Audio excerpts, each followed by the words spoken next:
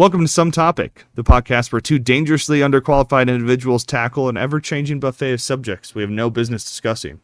From global politics to ghost squirrels, nothing is off limits, and nothing is properly researched. We are your hosts, two voices with microphones, a Wi-Fi connection, and just enough confidence to sound like we know what we're talking about. Spoiler, we don't.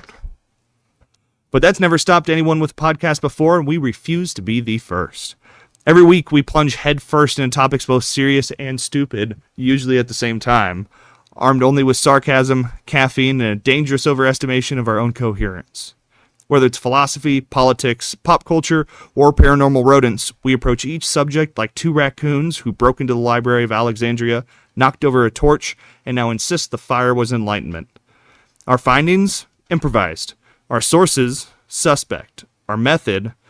Whatever we yanked from our asses while marching proudly up the hill of stupidity, ready to fall honorably in the fog of ego, ontological confusion, and the blood-slick ruins of abandoned discourse. It's too late to turn back now. Your descent has begun. And we, your casually deranged hosts, will guide you in style straight through the crumbling ruins of reason. Listener discretion is enthusiastically advised. This podcast contains strong language, stronger delusions, and a persistent disregard for intellectual safety. If you're easily offended, chronically literal, or spiritually fragile, please relax your chakras, unclench whatever needs unclenching, and consider yelling at a tree instead. This is not journalism. This is not education. This is comedy. This is play. This is Some Topic. We're talking about grimy bitches. Do you talking about World War Z? I think it was Z. What type of what flavor of zombie are we discussing today? You're in for a treat. Did you ever watch Scooby-Doo? The animated stuff. You mean the originals with the Hex Girls? Oh. Yeah. Now, did you ever watch the island where they had the demonic cat spirit, and they had the zombie? It was Zombie Island. That's what it was called. Yay or nay? If it was a special film, probably no. Oh. But if it was just one of their episodes, then yes, I probably saw it, and I just don't recall it. It was not. It was a movie. Okay, then I don't think so. It is a real. If I did, I was just out of my mind high a decade ago and wasn't paying attention. It is something we need to watch, and I think Okay. you are doing yourself a disservice by not watching it, and it is so unculturally not popular, it meets your criteria. No. Más caliente del Spice Girls or menos? No Spice Girls. No, but hotter than Spice Girls or less hot? There's a lot of pussy in it. So less hot, okay. No. There's a lot of pussy in it, man. Yeah, I'm not into bestiality. Don't you worry. You're gonna like it. Now you Okay. have to watch it. I will consume this content. All right. Consent. Zombies, origin, Haitian witch doctors, and the real history behind the undead. Zombies are everywhere. Movies, TV shows, video games, even Halloween costumes. They're arguably the most recognizable monsters in pop culture. Here's the thing though. The modern zombie, with rotting flesh, mindless hunger, and slow shuffling through ruined cities, is almost nothing like the original creature that emerged from Haitian folklore. The real zombie wasn't entertainment. It was terrifying because it reflected a human nightmare. It was a representation of losing your autonomy, your soul, your very sense of self, often at the hands of a Bokar, a Haitian witch doctor with the power to enslave the living. These stories grew from centuries of slavery, oppression, and trauma long before Hollywood ever added brains in the viral outbreaks. I want you to consider this. When we think of zombies, are we thinking about the fear of death or the fear of losing control over ourselves? Sam, go. When we are thinking about zombies, Yes. are we afraid Of death. of death or losing control of ourselves? Yes. So you are insinuating that when somebody becomes a zombie, they still maintain a semblance of consciousness. Maybe. Or are you asking what is it within us that causes the fear of the zombie? I want you Be to it death? answer the fucking question. I thought you wanted me to just dance around the subject. No, answer the question, Ah. fuckhead. And So what are we expand on afraid your. of? Oh my lord, death, and everything that has to deal with that, Uh-huh. or the fear of losing control over ourselves. I'm going to go with option C, which is a combination of the above. Okay. Not only does death greatly concern the vast majority of the human population to a ridiculous extent because people have become so disconnected with it that it becomes an uncomfortable topic of conversation.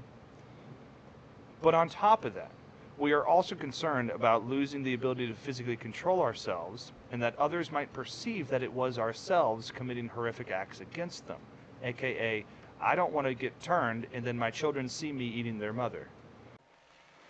Now, Sam, Yes, Sir Nikolai. the question after our interruption. Look, sometimes when you got something prairie dogging, you just need to tend the prairie. When the grass is green on the other side of the mountain, Look, when the Super Bowl's empty, sometimes you got to bring the Browns yourself. sometimes you just need to do a double flush and then a courtesy flush.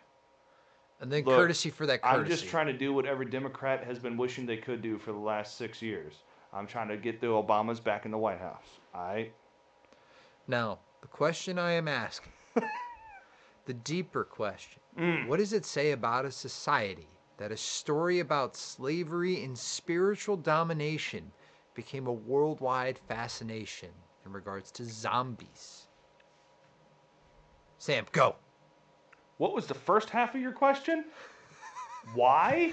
What does it say about a society that Uh-huh. a story about slavery, Haitians, Well, it's not really Where about it come- slavery. It's Yes, it about is, 'cause no. that's It's where it about comes from. reanimation and reincarnation. Well, it's also about eternal- reviving the dead. internal damnation because you're a slave, and they're saying when you die, Right. you still work. Right, but it's not slavery in the context of they are black people as slaves in this American colony. It's just It slaves. is what is it about being reincarnated and not under your own control? Yes. I don't know, Nick. Maybe it's about the voodoo that he do, The hoodoo that voodoo. she do, that we don't do. The what do? The voodoo. The Scooby Doo. The voodoo that she do. The Scooby Dooby Dooby Doo. The she do voodoo. Yes. Yes. I'm telling you, that Scooby So Doo movie I think is it's great. more the the whole being fucking revived, but not having control over your own body after you've been, brought back to life. And the whole thing of, the witch that now gives you life now has control over you. LMFAO. Yeah, it kind of fucking sucks. So, all the above? Final answer? All right. What's your first memory of zombies in pop culture? In pop culture Yeah, or pop of culture. zombies? Pop culture. Pop culture? Yeah. That's everything zombie oriented, right? Well, no, I'm just trying to think of like the first time I even learned about zombies or what they were or anything like that.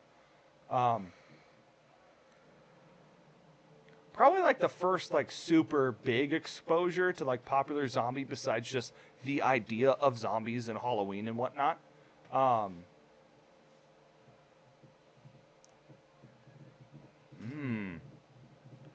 Honestly, I think it was Plants vs. Zombies, Was it? which really didn't have that much historical context.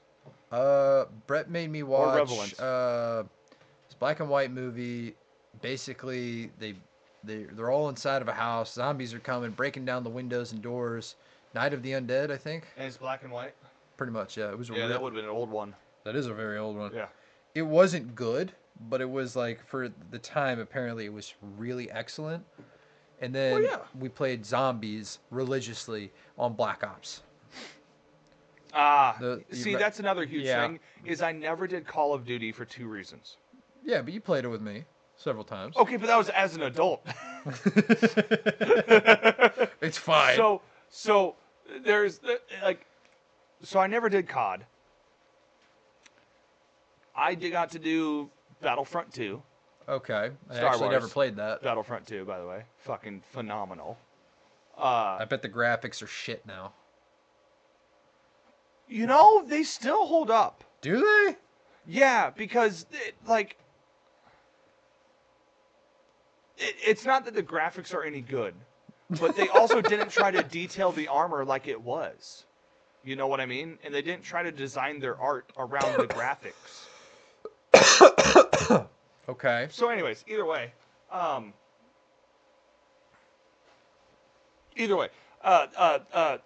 So I was a Star Wars Battlefront 2 kid. Of course. I also just didn't have a lot of time to play video games.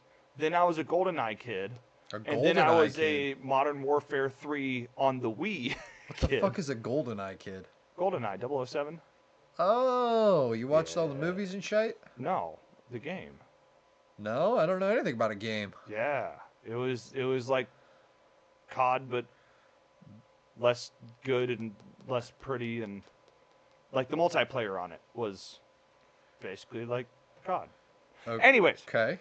I wasn't lame. I wanted like more realism and larger maps and bigger battles, and so I went to Star Wars. No, real story. Mother was way too fucking religious, and she's like, I don't want war stuff, but Star Wars is okay. Yeah. Galactic So let's Empire go, versus the decapitate Rebellion. a bunch of people, and let me, just run military conquests both in space and on ground. How is that not? Better in every single way. I don't know. Than COD? That seems worse. COD's honestly. just repeat. Rinse and repeat. Rinse and repeat. Oh no, someone betrayed me. Rinse and repeat. Rinse and repeat. Oh no, the maps have gotten slightly smaller because they were already small arena-style combat maps. Let's make them slightly smaller and let's add sliding and wall gliding. Oh, what a revolution! Those were fun. It's No. still arena-style combat, sir. Well, it has nothing sure. to do with realism. There's no bullet time, no bullet drop, there's no tanks, there's no armor, there's no air superiority, there's no mortars, there's no nothing. There's no Sure. strategy. I'm not saying you got to go all the way to Armor 3, because I get it. Most people aren't going to spend, 3 hours to just, try to crawl to a sniping position just to get fucking decked by somebody else halfway there. Yeah. No, thank you. But, either way. Now, Zombies. the true origin of zombies. Zombies. Exactly. No, to like ask- actually, Oh, yeah. pronunciation-wise. Was it? I don't know. Yeah, the first word was Haitian, Okay. and it was zombie. The true origin of zombie, Haitian Vodou, and enslavement. The story of the zombie begins in Haiti during the 17th and 18th century, rooted in Vodou, a spiritual tradition brought about by the enslaved Africans under brutal French colonial rule. Of course, it's the fucking French. It's always the French. These practices evolved. I promise you, the first person who's going to release a modern nuke will be the French, and it will be an accident. Why do the French have a nuke? Well, they have like 26 or 27 of them. They've lost like 3 then. I heard they had 27. KGB know nothing. I know nothing. Yeah. Anyway, And Mother Russia. Nuke These- no go missing you. You go missing nuke. exactly. Go boom boom. Bye bye. These practices evolved into beliefs that became central to community life and survival. I don't know why I'm still talking like a goddamn. I went from Haitian to Russian. You went from some like Germanic tribe trying to act like Dracula to fucking Give me a second. KGB. I gotta go back. You Go said back to Haitian. The voodoo that she do that he do. the voodoo that he do that she do. Under brutal French colonial rule, these practices evolved. I'm still sounding Russian. You just had to say KGB. All right, these practices Fine, evolved. Siberian. Fine. These practices evolved into beliefs. No, still there. Fine, Eastern Bloc. You fucked me up. Fine, Bosnian. Ah, yes. Under brutal. They are all kind of the same. Zombies. Ah, yes. Under brutal French colonial rule, these practices evolved into beliefs. No, They it's more became blah, blah, blah. fine. So on the Became second- central to There you community go. life and There. survival. In voodoo, the soul is sacred, and a Bokar can allegedly capture a part of it and use it to control someone's body. For enslaved people, this was terrifying because it mirrored the reality, forced labor, dehumanization, and the stripping away of identity.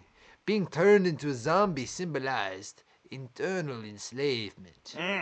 Even after death, the zombie was a tool of oppression, not a monster in the modern sense like Black Ops or COD or Plants vs. Zombies. It represented the ultimate loss of agency. The original form of zombie was about the psychological. Fuck it, I can't do this for the entire podcast. I don't know why you kept doing it. I was just gonna let it ride. The original form of zombie was about the psychological horror and spiritual domination. Death wasn't the scariest part. Being alive, though powerless, was. And because these beliefs intertwined with survival and respect for spirits and community enforcement, zombies held real social power. The stories also acted as a cautionary tale. They warned against the abuse of spiritual power and reminded communities of the dangers inherited in colonial and societal hierarchies. The zombie wasn't just a character, it was a lens of understanding slavery, obedience, and the fragility of personal freedom. Did you know zombies originally came from Haiti? Yes. Oh. Well, fuck. Yeah, and they aren't the modern zombies you're thinking of. Haitian zombies were more of a hypnosis than anything else. Well, how does the idea of losing your soul compare to losing your life? Okay, without getting philosophical about it, one is the simple existence in the motor and engine that operates this meat puppet. The other one is the supposed vessel of consciousness inside of it. You should ask for a new one. I mean, it's kind of worn out, but, work hard, play hard. What do you want? I'm sure you can buy one, get one free. In Haiti, I could. Well, there you go. Yeah. You're probably going to be black. Oh, I was just talking about buying them. Oh. I meant your new body, but okay. Oh, okay. Okay. I mean, if I own it, that is my new body. Well, there you go. Yeah. Just not my soul inside of it. Maybe you'll get a bigger dick. I mean, if I buy one, yes. Again, you are so simplistically and factually correct. I know. But the depth of your correctness doesn't even, ripple the surface of the statement. That is why you are here, Samuel. Oh, child. The role of the Bokar, witch doctors and sorcerers. In Haitian Vodou, Bokar occupies a complex space. They're neither strictly priests nor simple sorcerers. Historically, Bokars were believed to create zombies for labor, punishment, or control. This didn't involve walking corpses. Instead, people entered trance-like states induced by rituals, herbs, or powders, like you were saying. Said, hypnosis. That's not hypnosis. That's just sleepy time. And not wakey time. At all. Like ever. These practices Bokars could allegedly remove the T-Bog-Ang, the soul linked to consciousness and free will, leaving a person alive but empty, obedient, and vulnerable. Others used Is that the title of the link? Like a word for the link between soul and whatever it? I believe in so. consciousness? Or is that the removal of it? No, like the Hindus say that there's 12 or 13 points of something in the human body or whatever. So is it a physical thing that they have a title for, or is it more of a conceptual title for the link between soul and consciousness? I did not look that up. All I know is that I believe it is the soul linked to consciousness. Chakras, that's what I was thinking of. Sorry. Sure. So others used pharmacological methods that mimicked death, creating the appearance pharmaceutical? No, pharmacological. Okay. Creating the appearance of resurrection. The result, a living person trapped in servitude, blurring the line between life and death. These practices terrified people because they undermined the very idea of personal autonomy. You could be walking, breathing, eating, and still be someone else's puppet. Fear of the Bokar wasn't superstitious alone. It was a reflection of the social and spiritual hierarchies of the time. Bokars weren't only feared, they also served spiritual and social functions. Their role reinforced community morals, addressed transgressions, and maintained a balance in ways outsiders often misunderstood. They occupied a morally gray space where power, fear, and tradition intersected. What do you think is scarier, Sam? Spiritual zombification or chemical zombification?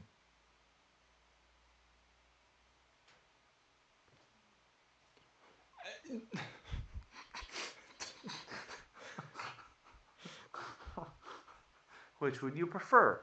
Getting nuked with breakfast or getting nuked with dinner? Yes, which one? It's a simple enough question. Okay, so for the common person and for the common person's religious beliefs and cultural beliefs, the soul would be far more terrifying for the common man. For a impartially realistic person, I would lean towards chemically because the mind has probably already died, or at the very least the consciousness has already died just purely due to oxygen deprivation to the brain. So if you happen to chemically reanimate my body, more power to you. You just gained yourself a meat puppet with maggots. So, Well, you wouldn't want to be a meat puppet with maggots in you? I'd rather not them enslave my soul. You think souls exist? I think something does, and I'd rather not risk it. I don't claim to know the right word for it. But modern religion and like organized religion and everything else, The Tibon Anka. they have completely destroyed our abilities to talk of broader concepts because they're so religiously tied and connected Yeah. to where I can't say the word soul without sounding like a Christian. There's no word or terminology for soul that is purely scientific or philosophical that we can use in just open debate and discussion. Okay. So in the 1980s, Has that successfully not answered your question? I think it gave me a roundabout answer that didn't answer my question, but that's stereotypical for you. That's not what you can do for your country. But What your country can do for you, but what you can do for your country. Don't worry, I'm with the government, and I'm here to help. Those are like the two things I never want to hear. Run. I think I'll run a little faster if that line is used on me than a zombie. Yeah. Okay. The Well, science zombie, you behind... ain't got to move too quick, unless it's World War Z. Yeah, they run a little too If it's fast. Brad Pitt zombies, good luck. Yeah. Or just, if we all have COVID, then we're fine, because they want healthy hosts. Do you want to meet a Bokar? I've met a couple. Why? Did you? What was that like?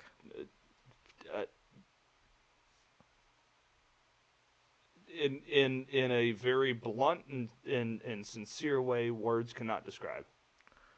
So I'll just leave it at that. I am so interested. I want to know.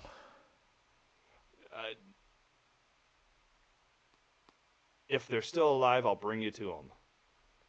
It's the only way to explain is through experience. Really? The two I'm thinking of, yeah.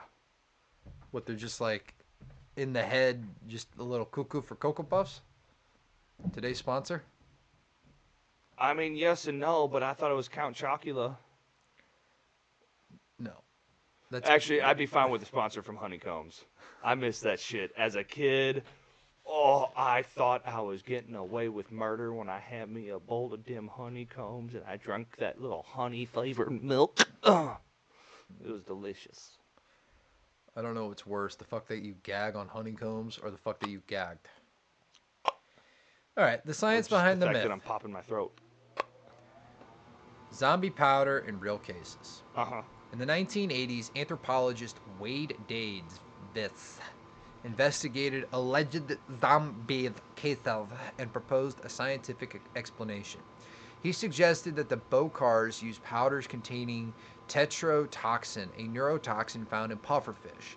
In large doses, it can kill. In smaller doses, it induces paralysis, making someone appear dead.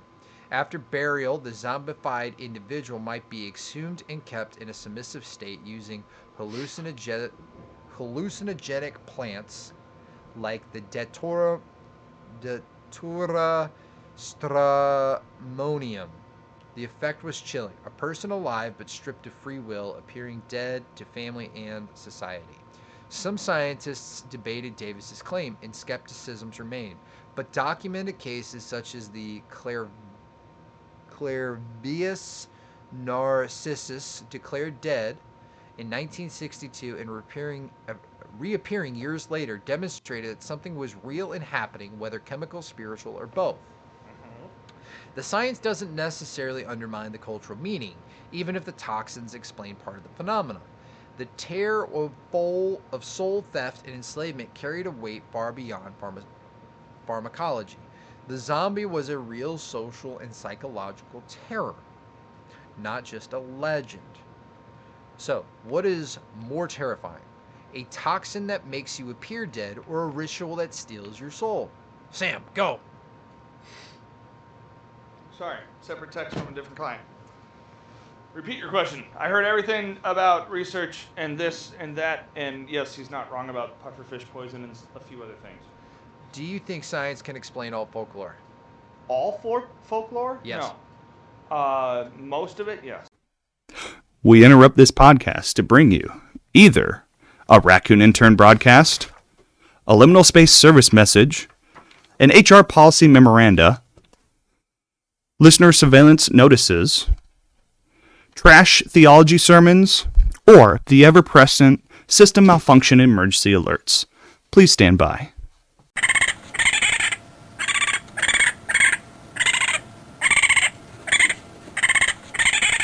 Trash Theology Sermon 3. The bin giveth and the bin taketh away, usually depending on pickup day.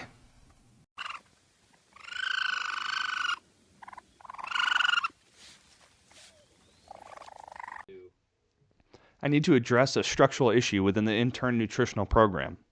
We refined caffeine protocols, we've implemented recovery measures, but one variable remained unstable: baseline nutrition. You can't build sustained performance on coffee and regret alone. You can optimize spikes, you can mitigate crashes, but if the system is depleted, you mistake stimulants for sustenance. Performance wasn't just chaotic, it was inconsistent. That's when we introduced ZevoLife. It's a patented microalgae designed to support steady energy, digestion, and overall vitality, helping your system operate consistently instead of constantly compensating. Packed with essential amino acids, vitamins A, B12, E, and K, antioxidants, minerals, and bioactive compounds, all within a single teaspoon. It's not stimulation, it's foundation. We added it to the intern's daily allocation, and the Intern Nutritional Authority has adopted it into long-term protocols. You can get 30% off your entire order when you use code TOPIC at zevo.life. And for transparency's sake, like a raccoon gazing into the future through a rearview mirror, we'll tell you plainly, the show earns a commission when you use code TOPIC. So you're not just upgrading your nutrition, you're reinforcing the structure that carries you through life's impacts. Nick, myself, and the Intern Nutritional Authority thank you for investing in the long game. We interrupt this podcast to bring you either a raccoon intern broadcast, a liminal space service message, an HR policy memoranda, listener surveillance notices, trash theology sermons, or the ever-present system malfunction emergency alerts. Please stand by.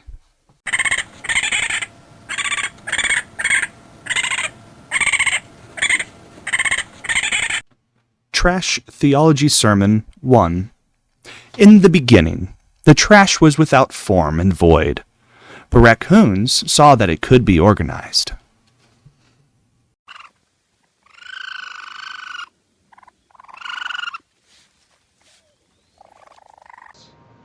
Which one wouldn't it be able to explain?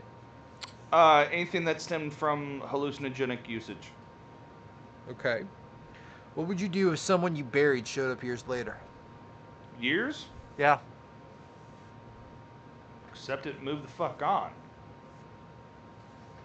I'll see you in a Hey few man, years, what's Sam. up? How you been? Last time I saw you, not too good. Clearly something's changed. Come in, let me give you a coffee or give you a beer and let's chat. Like, is it AM or PM? That'll dictate what beverage I hand you. Like, let's Hey. figure out what the fuck went on. You can't start day drinking until you do it during the day. Well, I mean, you can only day drink on days that end with Y, so yeah. From Haiti to Hollywood, how zombies changed. American filmmakers transformed zombies into flesh-eating monsters. Early Hollywood took inspiration from the folklore, and it wasn't faithful. By the 1960s, George A. Romero's Night of the Living Dead reinvented zombies entirely. Cannibalistic, viral, and apocalyptic. That was the one I was telling you about. Romero's zombies reflected societal anxieties, Cold War fears, political unrest, and the potential collapse of civilization. But how did we get from, a voodoo witch doctor raising from someone from the dead and enslaving their souls to brains? Hollywood, Cold War, No, 1960s. but like how did they, what was the correlation? Like, how did they think of it? Oh, I don't know how they came up with that.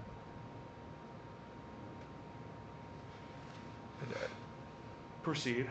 Okay. The horror became externalized. Zombies were no longer a metaphor for enslavement, but for societal failure. Over time, zombies evolved into metaphors for pandemics, consumerism, conformity, and even loneliness. The original meaning was obscured, replaced by cinematic spectacle and adrenaline-driven narratives. Yet underneath the gore, the zombie still embodies vulnerability, helplessness, and the fragility of human autonomy. So, do modern zombie stories lose something by ignoring the original meaning? Sam, go. Trying to see the evolution in pop culture between zombies from Haitian Vodou slaves to brain-eating monsters is exactly what I googled. All right. So, what was your question? Sorry, I was trying to answer my own query. Did you find something?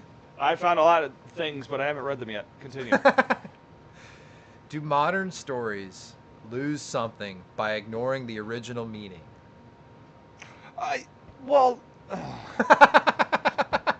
If it's a work of fiction, it's a work of fiction. You can't really lose meaning on expanding upon a fictitious idea to begin with. Hey, anything If we're discussing is the possible fact that, through the power of fiction. well, if we're discussing the adaptation of folklore into modern stories, well, just take a look at any of your classical children's stories.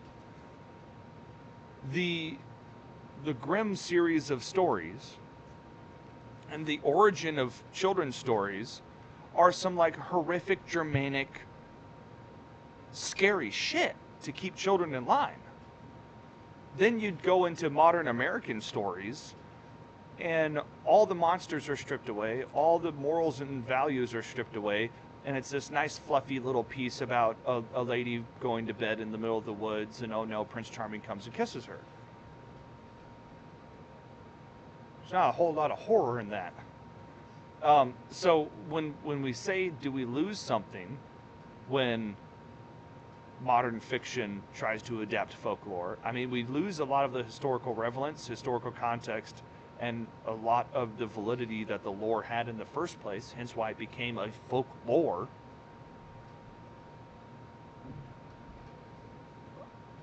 But it's also fiction, so you're not really losing anything, you're just creating a slight evolution to the fiction. So, in conclusion, pass. Next question. Why do you think zombies became virus-based instead of soul-based? Because of the 1968 film. 1985 film, The Return of the Living Dead. It was Which 1960s. No, the 68 was The Night of the Living Dead. Yes. Which introduced flesh eating, But the Return of the Living Dead introduced the brain trope and also hinted at it being a bacteria and a pathogen. Okay. So it's the second one that introduced the whole pathogen idea. So why did he come up with that? He said, this makes it more scary. Well, let me scroll down in here, okay? Like I said, I found things, I just didn't read them because you asked me a question. You couldn't read fast enough? Yes, can I consume 2 pages in under a second? No, I cannot. I'm not that type of tisms. What? My tick don't talk that way. My Nick do that knock. Yeah. All right. You read that. I'm going to read on. Fun facts and cultural nuggets. The word zombie originates from Haitian Creole, derived from the West African languages like Nzambe, meaning spirit or god. Haiti even outlawed zombification in the 1800s, a literal crime to create a zombie. That's how seriously the phenomenon was taken. Clairvirus narcissus is one of the most famous cases. Oh, here's your fucking answer, you piece of shit. Why am I a piece of shit? Early films, 1932, film White Zombie, starred Bella Lugosi. Le Rosse. Le Douce. Le Dos. Le Pussy. Le Was Pussy. the first feature film to showcase zombies. It depicted them as hypnotized, soulless servants controlled by a voodoo priest, aligning with the original concept of the zombie as a slave. Ah. George Romero's Romero. redefinition. It's Romero. No, it's Romero. Romero's. It's not what you Romero's. said. It's what I said. Romero's. You right. Lee wrong. Romero's. Redefinition. The pivotal shift occurred with that douche canoe in 1968. Film Night of the Living Dead. Well, yes. Romero's ghouls. He never actually used the word zombie throughout filming or scripting. Were reanimated corpses with insatiable hunger for all human flesh, not just brains. Ghouls. That matches ghouls very well. Yeah. This film also introduced the idea that a bite could spread the condition and that the apocalypse was a mass phenomenon rather than the result of a single sorcerer. The brain-eating trope, the specific detail of zombies eating the brains, was introduced in 1985, The Return of the Living Dead, written and directed by Dan O'Bannon. In this horror comedy, the zombies explicitly crave brains to, quote, make the pain go away, the pain of decomposition. Ah. The film popularized the iconic moans of brains and solidified the trope in the collective consciousness, despite the fact that zombies and most other media, including The Walking Dead, eat any human flesh, not just brains. So, you slut nugget, it's because people decided to call ghouls zombies. In conclusion, people are fucking retarded and ruin everything. Well, yes, pop culture. If you create something special, don't share it. Let it die. Be a man. So. God damn it. Okay, so this bitch was declared dead in 1962. Which one? Clairvirus narcissus. Oh, okay. The one that appeared after a few years. Yeah, he reappeared decades later claiming enslavement by a Bokar, and he probably faked his death to get some tax evasion shit. And Hollywood zombies didn't eat brains. That was a 1980s invention for dramatic effect. These stories highlight how folklore evolves and adapts, often obscuring the original meaning while retaining a kernel of cultural fear. What's the strangest zombie fact you've ever heard? Original or modern? Yes. No, like original Both. Zombies or modern zombies? Both. Well, I mean, the weirdest fucking modern one was the whole I Heart Zombie TV series that was out for a while. That was fucking weird. Was that a movie? I thought that was a movie. Maybe it was. I don't know. Either way. It felt like a series because we had to watch it so many times. That might just be because that's a love story. No, it's just the one of the females I was with at the time, we would try to turn it on and then things would just evolve into physical contact and then we'd have to turn it back on to rewatch it. Either way. It felt like a TV series. I'm just watching the same movie 8 times.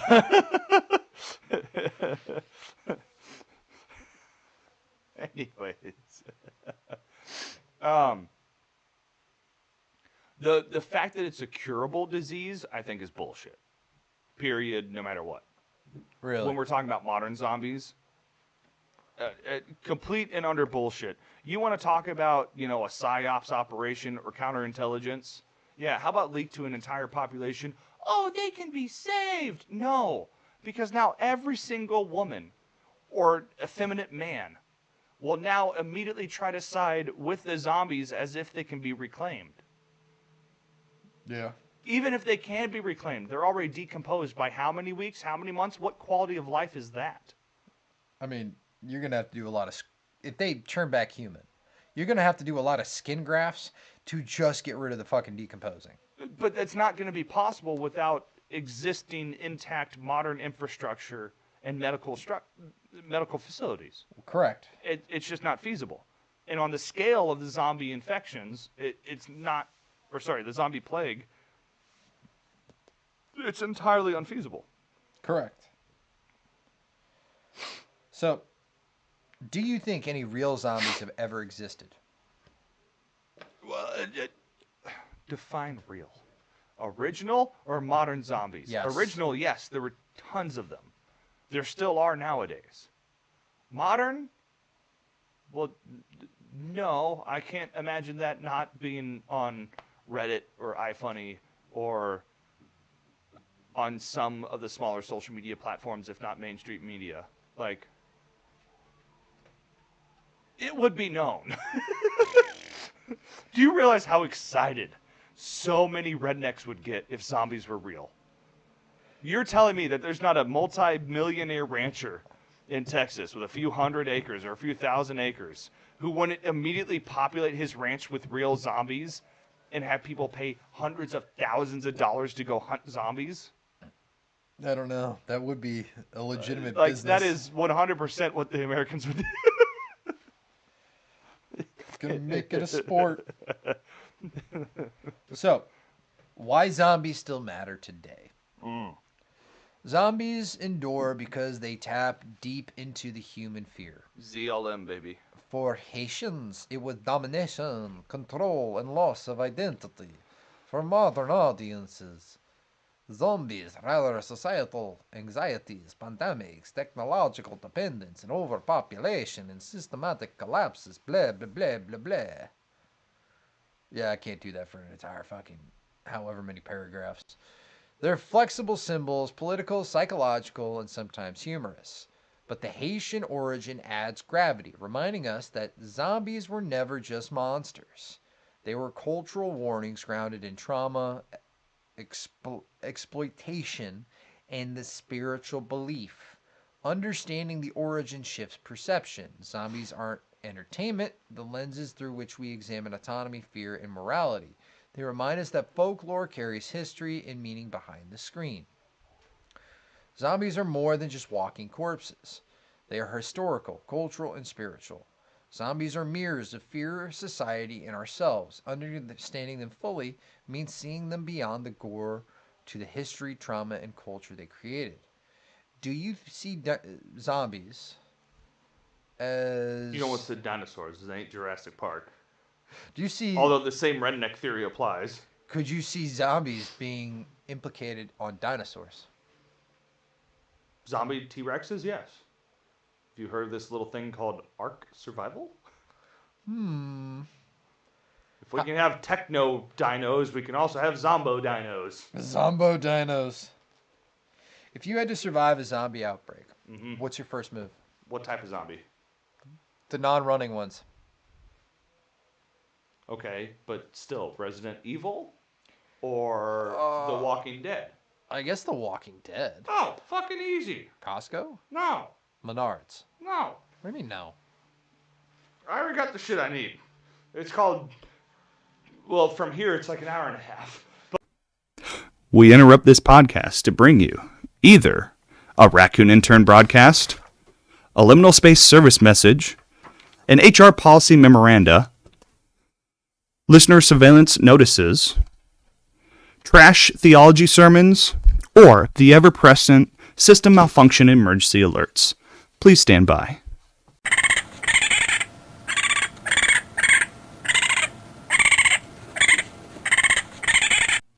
Trash Theology Sermon 2.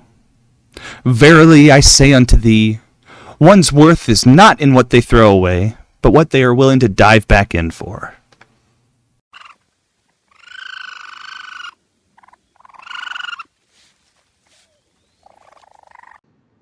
I need to address an issue regarding the unpaid interns. While overall productivity has improved, there's a recurring decline following what they described as after-hours research. Translation, excess beverages were consumed. The next morning metrics were predictable. Cognitive clarity, compromised. Regret index, elevated. Sunlight compatibility, low. That's when we implemented liqueur gummies. They're formulated with DHM, which helps your body process alcohol, along with milk thistle, B vitamins, electrolytes, and ginger root to support recovery and hydration. You enjoy your evening, you support recovery. You wake up to regret your decisions with a clear head and a settled stomach. You can get 20% off your entire order when you use code TOPIC at liqueur.com. And for transparency's sake, like a raccoon peering through a kaleidoscope attempting to intuit your future by reading tea leaves, we'll warn you. The show earns a commission when you use code TOPIC. So you're not just protecting tomorrow, you're supporting the continued operational stability of the interns. Nick, myself, and the Intern Nutritional Authority thank you for your patronage. I need to give a brief update regarding the unpaid interns. For last fiscal quarter, their caffeine habits were entirely self-funded through dumpster-based nutrition and used coffee grounds rescued from the trash compactor behind the local prison. As you can imagine, results were inconsistent. Archival accuracy, unstable. Claw precision, questionable. Midday existential collapse, guaranteed. It was a difficult quarter. But that ends today. We've transitioned the entire intern program to Strong Coffee Company. Their black blend has 15 grams of protein, 5 grams of MCTs, and adaptogens like ashwagandha and L-theanine. So instead of spike and crash routines, it's a sustained focus. The results speak for themselves. If you're going to drink coffee anyway, it might as well pull its weight. You can get 20% off your entire order when you use code TOPIC at strongcoffeecompany.com. And for transparency's sake, like a raccoon peering through a mason jar instead of a magnifying glass while searching for mythic relics buried in a landfill, we'll tell you plainly. The show earns a commission when you use code TOPIC. So if you grab some, you're not just upgrading your coffee. You're funding structured nutrition for the interns. Nick, myself, and the Intern Nutritional Authority thank you for your service. We interrupt this podcast to bring you either a Raccoon Intern broadcast, a liminal space service message, an HR policy memoranda, listener surveillance notices, trash theology sermons, or the ever-present system malfunction emergency alerts. Please stand by.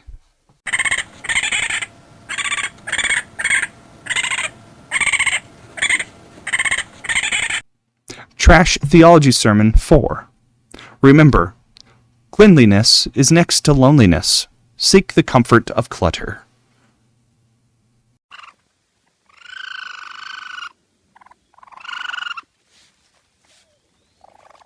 But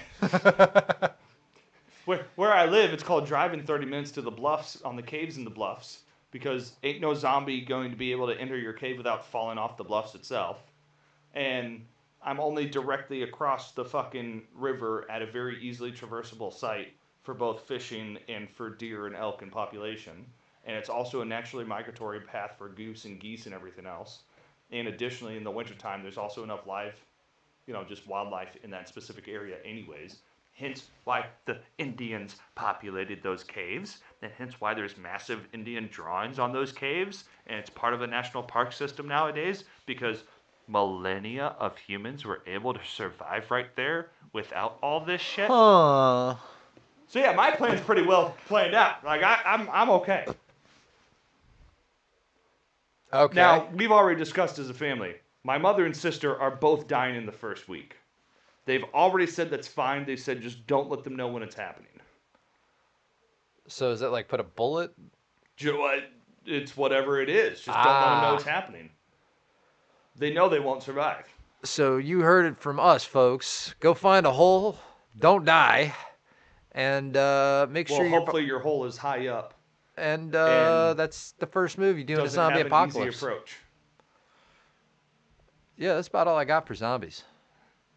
Well, don't stick your toes out from underneath the covers. It's a little snack. Don't tempt them.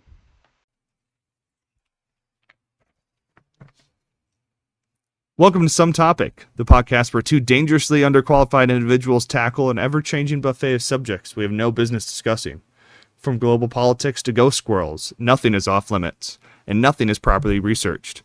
We are your hosts, two voices with microphones, a Wi-Fi connection, and just enough confidence to sound like we know what we're talking about. Spoiler, we don't. But that's never stopped anyone with a podcast before, and we refuse to be the first. Every week, we plunge headfirst into topics both serious and stupid, usually at the same time, armed only with sarcasm, caffeine, and a dangerous overestimation of our own coherence. Whether it's philosophy, politics, pop culture, or paranormal rodents, we approach each subject like two raccoons who broke into the Library of Alexandria, knocked over a torch, and now insist the fire was enlightenment. Our findings? Improvised. Our sources? Suspect. Our method?